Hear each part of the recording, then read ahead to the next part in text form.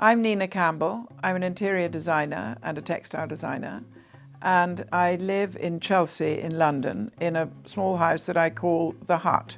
My sort of design career has been really quite steadfast, I think, considering. But I was lucky enough, aged about 17, to go and work for John Fowler of Colfax and Fowler.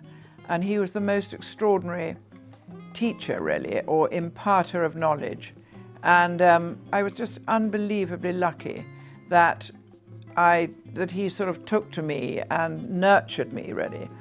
And I learned a huge amount from him. After about 3 years, and really comparatively young, I decided to set off on my own. I was beginning to be asked to do things.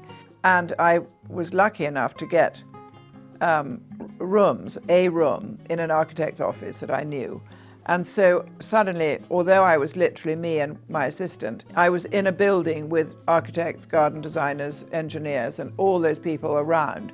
So it gave me some gravitas, and it also gave me a huge backup. And I suppose I was just incredibly lucky that I had some very good opportunities. And then I suddenly had a desire to have a shop.